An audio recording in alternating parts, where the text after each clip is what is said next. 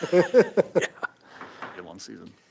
Good afternoon, everyone. Today is Monday, August 24th, 2026. Happy start of fall semester to the University of Idaho and all the students making their way to and from classes. Down here at City Hall, let's have our administrative committee meeting today. Gentlemen, hello. We'll move pretty quickly here if we can, but regular agenda, the approval of the administrative committee meeting minutes on June 22nd, 2026. Any issue in reviewing those? Move to approve. Great, that sounds great. Put those on consent. Yep.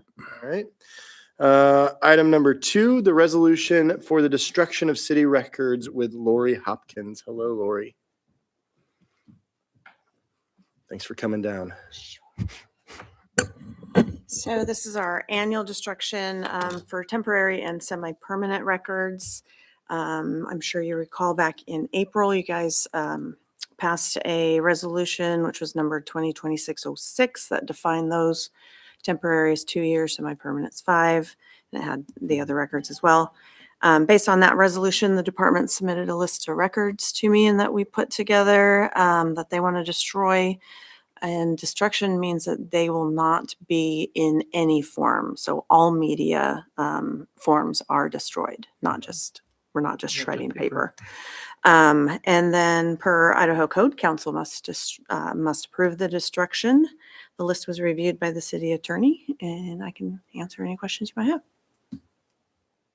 Sage, It Scott? sounds procedural to me. I don't have any questions. Yeah, You'll see it no again. concerns. Great. We're not trying to Next year. hide anything. Great. Yeah, it's all good. I guess, I mean, and I apologize if I missed this anywhere.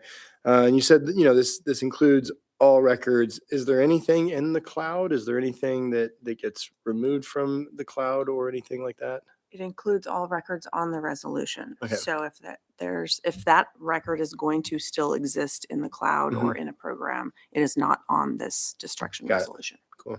Great. Yeah, I don't have any other questions. Yeah. Do you have an idea of how much space we are deleting? How much size of all the files?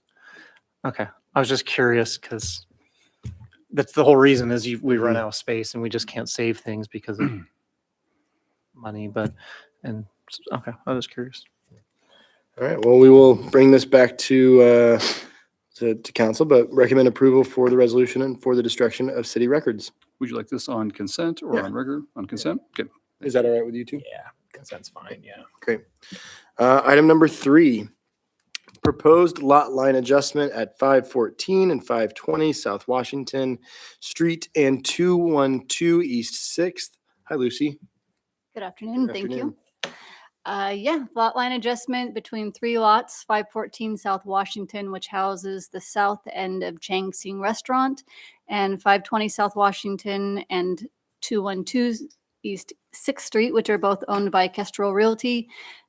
Chang Sing is owned by Bok Trong, and it's a lot line adjustment to rectify a historical misunderstanding of where the property line was, both interpersonally and through surveys. All 3 subject sites are on the northeast corner of 6th and Washington. The Washington's to the west. It's got an alley to the east, Gritman parking lot further to the east, and 6th Street to the south there.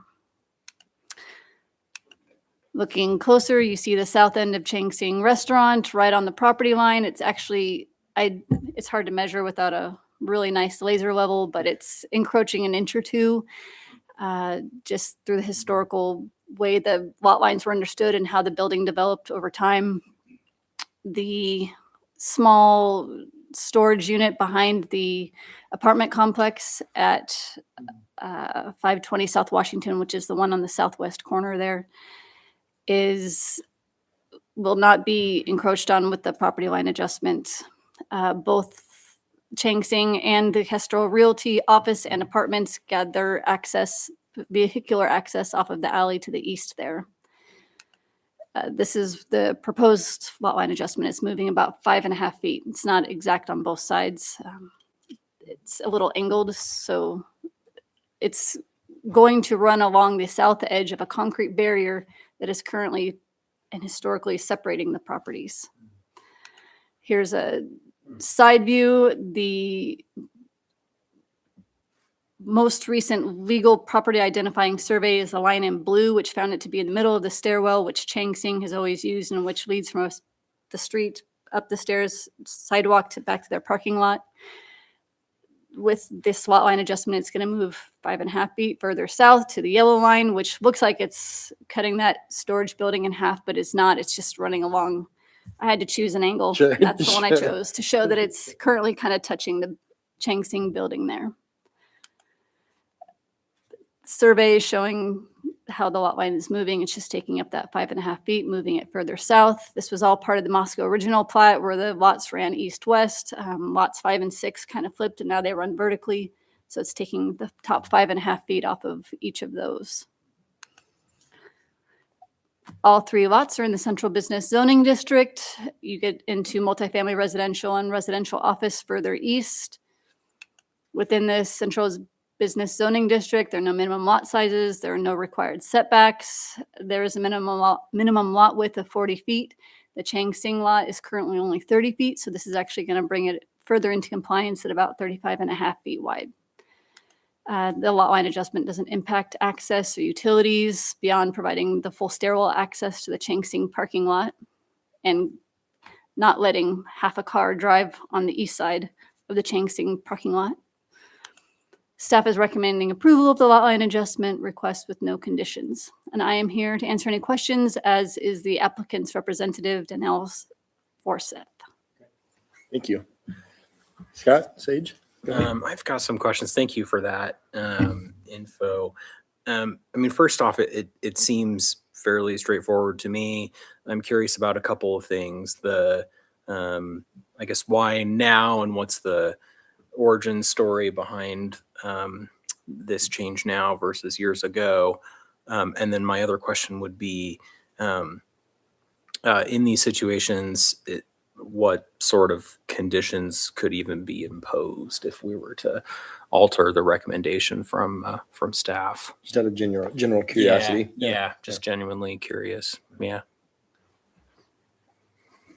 First things first, Bok Trong has owned, I don't remember the exact year that he purchased the property, but he's owned the 2 Chang Sing lots for quite a few years. And the Southern Kestrel Realty lots have been more recently purchased by Mike Church through Kestrel Realty LLC. And what prompted, in the application history, there's a long history of when the surveys were done and what the property developments was.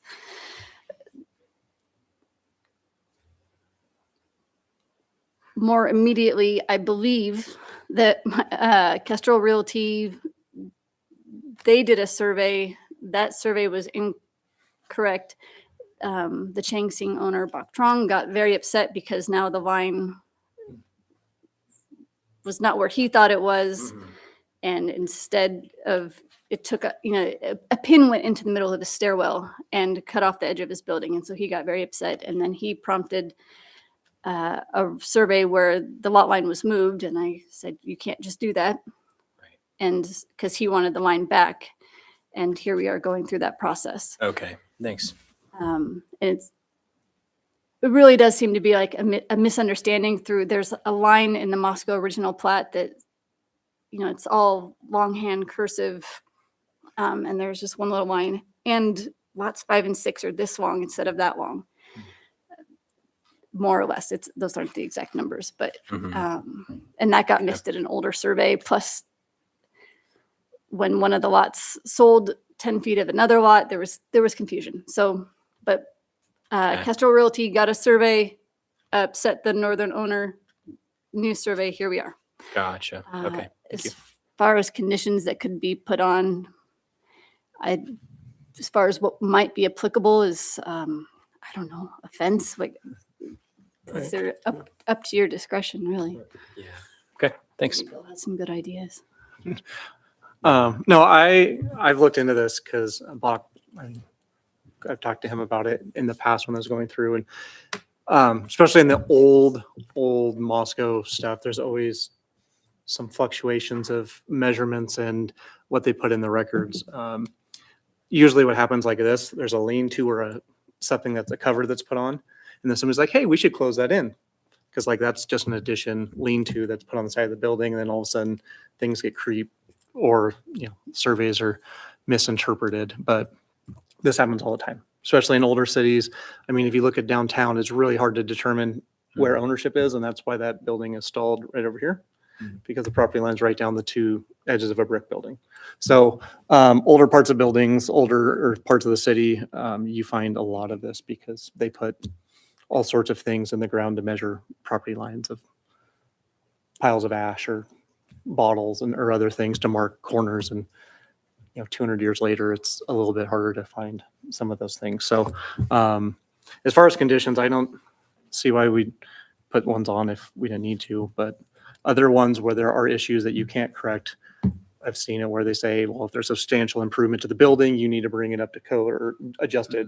I mean, those are things, if these didn't meet the code, that we could look at, but I don't see any reason why we would need to put conditions on it. This is more Yeah. rectifying a problem. Yeah, I guess as a follow-up question, thinking through property records and things that I see in title, like there's no transfer of like utility easements. There's no, special ingress egress between one of the buildings that's being lost here. There's nothing like Not that we have right? found, Okay. no. The closest we come to that is that stairwell and part of the driveway off the alley for Changsing. This cleans it up so that the neighbor can't put a fence in the middle of the Yeah, I mean, if this steps. if all around this is a solution where it's very clear and visually it makes more sense too, then I mean, it doesn't divide a sidewalk and stairwell, so that seems to make a lot more sense to me. Yeah. This is a lot easier than it usually ends up in a lawsuit if this doesn't work out. So this is Yeah. a lot more amenable. And all property owners are co-applicants on this, so. Yeah, Oh, good. okay, great. That's great. And I think that was my, when kind of reviewing it and just seeing that there is kind of agreement and moving forward with this, right, to rectify, as you said, the historical misunderstanding. Yeah, any other questions? No. Great. Recommend approval? Yeah. Okay, with no conditions? No Okay. conditions. Consent? I think so. I mean, it's a civil, it's not really a community wide. No. Great. I Let's think put it it's on a- consent. Yeah. Great. Thank you very much, Lucy. Item number 4, Idaho Community Development Block Grant for Lola Clyde Park Restroom. Hello, Lisa and Luke. Good afternoon. David's with us today also Oh, in case hi, we have David. any. Bringing a whole crew. I like it. Great. The extra muscle. Hello. I like it.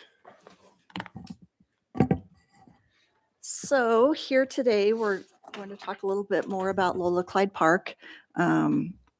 We've been working on getting grant funding to develop this park for quite a while. So we're looking now at applying for our second funding request. And so this is kind of you can see the boundary map of Lola Clyde in there next to the PCEI built property. So it's bounded on the north side by the housing company, which is a not-for-profit affordable housing apartment complex, bounded on the west and the south by the city of Moscow right away. And we also own the property, and bounded on the east by the Palouse Clearwater Environmental Institute. And some of the documents we had historically said 5.1 acres, and engineering has went over it and over it. It's coming up with 5.6. So it's one of those things, the property lines from years ago. Just a little bit of history, and I won't go through each one of these, but this park has a lot of historical events that have happened, and it was Lola Clyde she's someone everybody in town remembers or knows. And so there's been a great deal of development done on this property over the years. There's been volunteer work done. And then, there was the community engagement process. The pedestrian bridge is still there. And then I'll move forward here. This was a conceptual design that was done back in 2016 with 3 other parks. And we wish that we could do all of this, but right now we're working on basically the third priority. And that comes in behind the Land Water Conservation Fund project that I'll share with you here. We had the unveiling of the sign and the dedication in 2018. And then the playground equipment was installed in 2019, targeting ages 2 through 12. It's also an ADA accessible park development. And a lot of, positive attributes come for these types of playground installations, and that park is very busy all the time. This is present day rodeo. I don't want to say slum and blight, but that's what it looks like in the winter. And so it's going to be really nice to get this developed. This is frontage improvements, where the frontage improvements will go, and the removal of that porta potty will be gone. That will be very nice. The benefits to the public parks, there's so many. In our land water conservation application, we outlined a few of these, but I just wanted to bring forth, it's, that promotes the physical activity, supports mental health, environmental benefits, fostering community engagement, educational opportunities, and then also economic benefits, because the parks within the different subdivisions increase the property values. So there's a lot that goes into this. Specifically for this project for Lola Clyde Park, it's centrally located in an underserved area of the community. It's ADA accessible. It's being built from the start as ADA accessible as we go through these improvements. And it also provides a safe outdoor space. Within the project, we'll be putting in some lighting too. So, and there'll be the pathway that will be easier. We have an assisted living not far from there. So it'll touch some of the age groups, and it'll keep the traffic away from the park. People will know where to park and where to walk. I'm going to let Luke go into this, but basically we'll be doing the ADA frontage improvements, parking, lighting, and internal paved path under the land water conservation. And then we'll be doing the ADA precast restroom under the grant that we're submitting next month. Our goal is to put both projects out to bid at the same time, but there'll be separate bids. Under the land water conservation, there's no Davis-Bacon requirements, but for the Idaho Community Development Block Grant, there is. However, these pair very well to be constructed together. We'll have to have some fine tuning of paperwork on that. The program requirements for the block grant are extensive, but as you remember from last fall, we were able to gain our low to moderate income area-wide designation. And so under the parks property, or under the parks designation, one of the things that's their priority is including installation of permanent playground equipment and enhancements to ADA accessibility for parks such as restrooms, splash pads, courts. So we're falling specifically within that. We do meet our LMI ratio of 51% again, and we'll have that for the next 5 years. And this really is a neighborhood that falls within that designation too. So we're really happy that we're able to do this. And I will hand this off to Luke. He might need the pointer, but this is a site plan of where the restroom will be and the path. Yeah, correct. So what we're really focusing on is this area right here. So right now it essentially tie into the existing playground infrastructure, that entire kind of concrete. I'm so bad at this point. This entire concrete area would be ADA accessible, so less than 1.5% slopes in any direction. The red shape, that is the precast restroom that we would be purchasing as part of this grant, and then installing water and sanitary to this, in tying it into our improvements on the frontage improvement project. As I say Rodeo Drive, is that the driveway to PCI? It's a platted street. Is it? But yeah, you can kind of get a sneak peek of what we're planning on doing in the frontage improvements on this. And look, how many parking spots are we? I know you've massaged it quite a bit. Rodeo. We exceed the required amount from the Land and Water Conservation Grant. Nice. Okay. Yeah, of 88 and total. Okay, great. You're fine. So right now, preliminary cost estimate, where we're at right now, I missed my tab spot there. 130,000. We did include the quote from CXT in the application.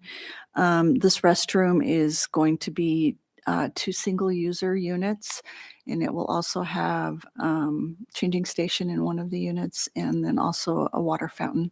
And so I think we have a picture in here after this, but these are our cost estimates at this time. And the Idaho Community Development Block Grant does allow in-kind engineering and design, and they require grant administration. But since I'm a block grant certified grant administrator, we don't have to pay that fee or include that. So we get in-kind credit for that too. So the total project costs, we're looking at $299,500. And our funding sources right here are $220,000.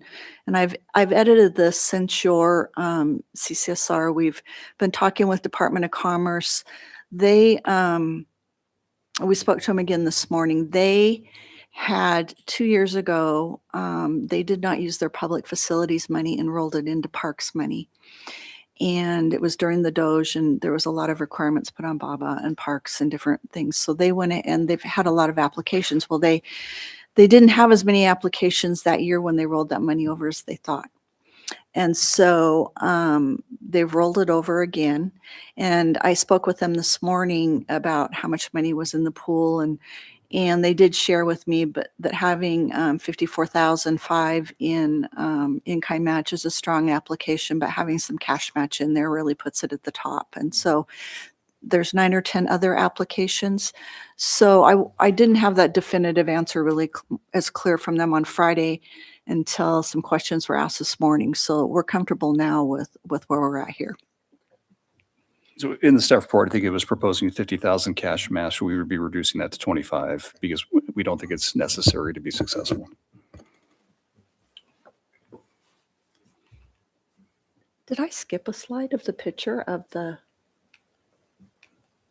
Whoops, I gotta go back because I know I had a picture of it in here and I don't see it now. Well, I guess I don't.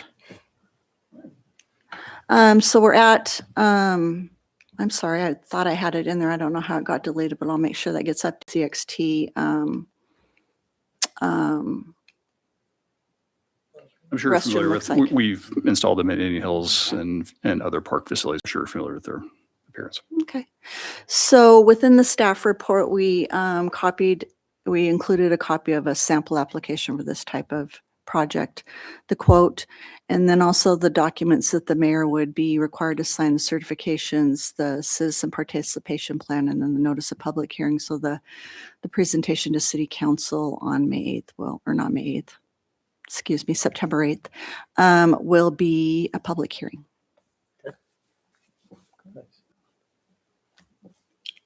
Anything else to add, David? Anything to add from your end? No, I think they covered All right. So the bathroom projects, we did have installation of the bathroom at Lower Clyde Park scheduled as 2031 project. We are trying to take an opportunity to advance that while we're doing the pathway and the road frontage improvements to get this all done at one time. And also reduce the likelihood of damage to any of those improvements at some point in the future. So I think if we can pursue the grant, we'd like to be able to get the bathroom installed concurrently with all the other improvements. If not, then we'll continue to follow the CIP and do it at that time. And remind me, because we just touched on this in our budget conversation. Was this a project that in sum was like 1.2, 1.3? So is this part of not this, or including is the it- bathrooms. Okay. Yeah. So the budget did not include the expenditures for the bathrooms. It was just the land and water conservation grant improvements. Gotcha. So if we receive the grant, we would open the budget sometime in the spring of next year because we need to open it to receive the grant funds and approve the additional expenditures. So this would be in addition to the 1.2.